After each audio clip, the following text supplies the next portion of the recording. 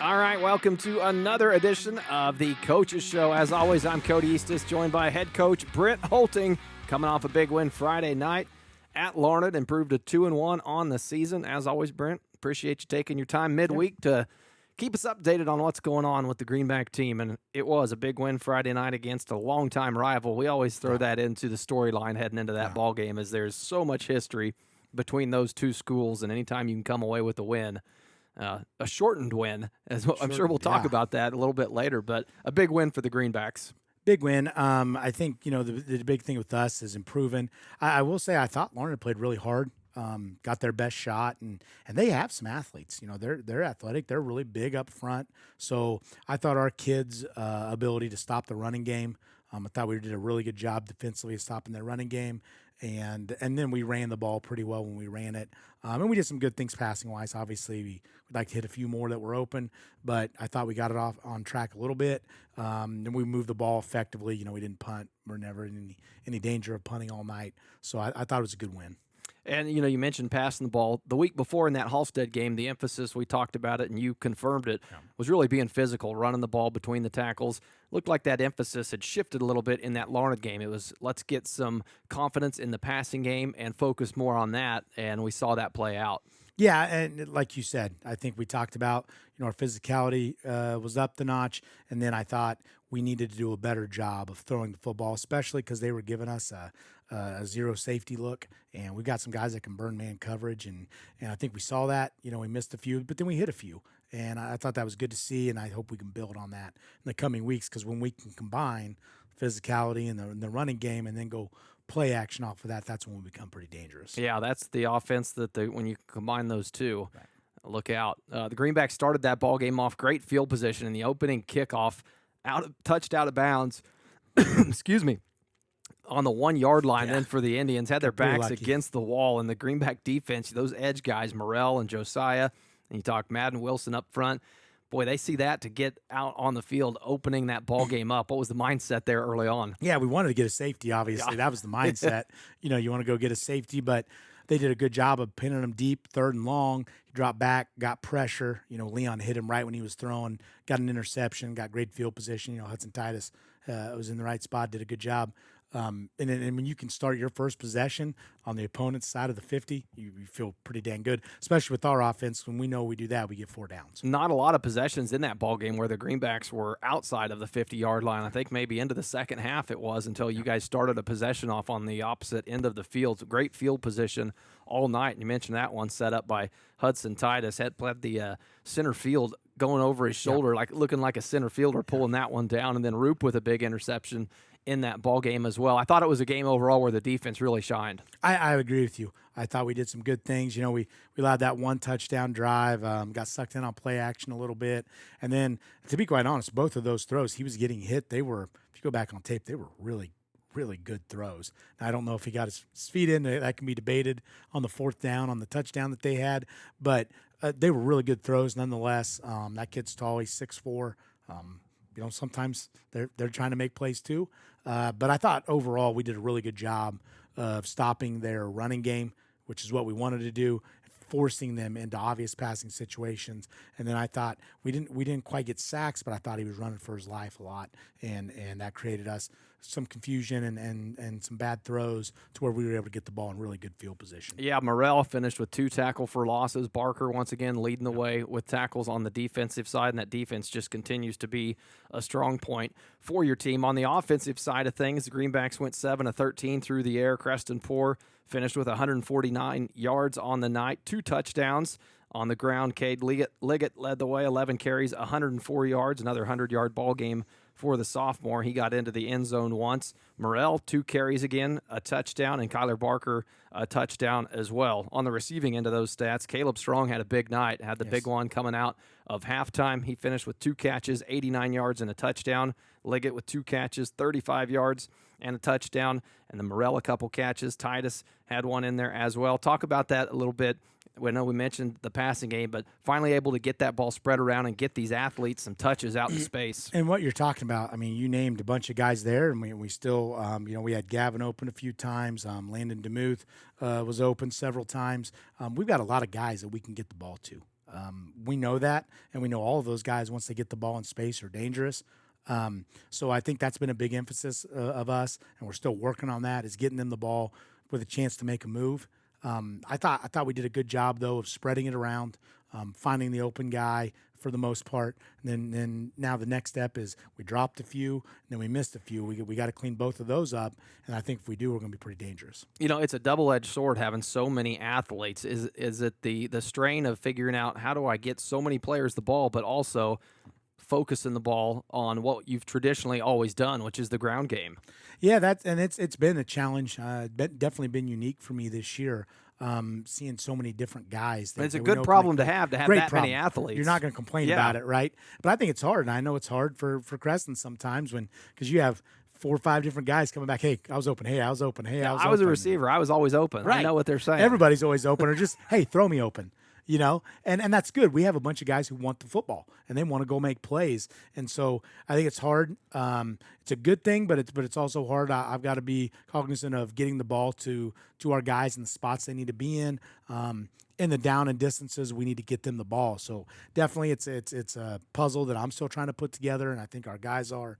Something we're working progress every week. Now that ball game we mentioned, the shortened ball game in the opener there, 3 quarters got in that ball game, and then you guys were off that field in a hurry. We went to commercial break right in between quarters, and before we knew it, the field was empty. Had no idea what was going on as the storm apparently was behind us to our backs, and we couldn't see it coming. But that field cleared quickly, and thankfully it did. They made the right call because 20 minutes later, we were all saying, boy, it's a good thing they called this game. But never had that happen. Cheney a few years ago, but it was a little later into the ball game. 2 minutes left. Yeah. And then that one was kind of sealed. And we didn't even we were getting ready to call a play. We just stopped them. I'm getting ready to call a play, and Coach Batten, who helps us on Friday night, says, hey, they're canceling it into the third. The clock's going to run out. You're not going to get playing in time. Into the third quarter, it's done because it's running clock.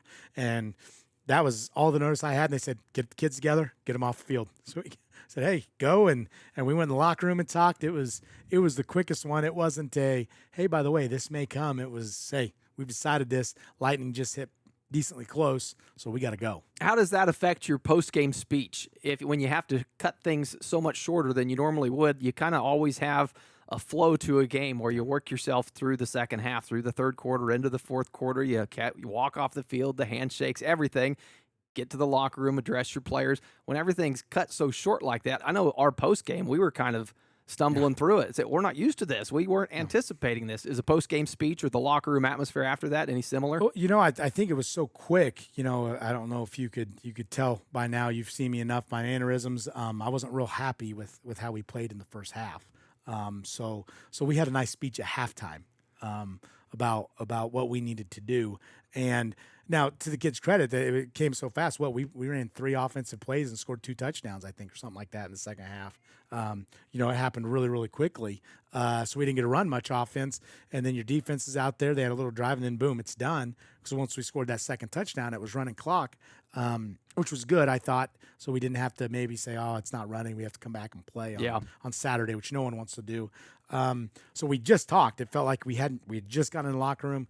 And then so the shift was from that to I was very pleased with how we came out and executed in the second half and did what we needed to do. So it was one of those you talk about, hey, our focus is always on getting better. Enjoy this, though. Beating Larned, beating a rival is always a good win. You know, it's hard to win football games. Half the teams in the state lose a football game every Friday night.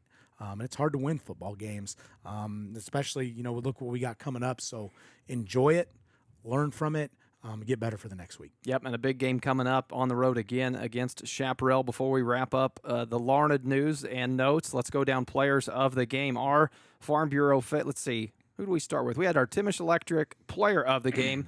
That game we gave to Caleb Strong, finished with 2 catches, 89 yards. Also had the big punt return that really flipped the field for you guys. And set up a touchdown drive in the third quarter, I believe. That was one of those efficient, quick drives set up by that punt return. So Caleb Strong was our player of the game in that ball game. He was also our offensive player of the game. If you looked at Caleb, he was open all game. He had, like you said, two long catches. One of them was a heck of a catch, heck of a punt return. I thought he was just a shoestring from breaking. Caleb just does some good things. We tasked him with following the tallest, best receiver on the other team. We played almost all man-to-man the other night. And Caleb's such a good cover corner. He's so smart, just such a smart football player. So, yeah, I thought Caleb had a heck of a game. He's just growing in confidence and what he can do every week. Defensively, we thought, when we went back and looked on tape, Leon Ramos, we've stuck him at that quick shade, our weak side defensive tackle, and he was a nuisance all night. He was in their backfield making plays. He plays with a heck of a motor, doesn't stop. So we gave Leon our defensive player of the game. Thought he was awesome. Special teams player of the game. You mentioned Caleb. Arlie scored a touchdown on the punt, Yes. but Kyler came through and blocked that punt. I didn't see who blocked that. Came through, so we gave special teams to Kyler. Great play by him. He took a great angle. Did a great job there. Scout team player of the week, a kid who's playing some varsity and doing some great things, but is always willing to go in and had a heck of a game Monday night. We'll talk about that. But Max Timish was our scout team player of the week, and Max is really smart. Max is pushing for varsity playing time right now. Once the speed of the game slows down for him a little bit, he's just a really smart football player. He always gets in. What I love about Max is he's always asking questions and wanting to get better. And that's all you can ask for as a coach. And every single day, Max asks questions, wants to get better. So he's a lot of fun to coach. So really proud of him. And then our hit stick of the week was Luke Gallen.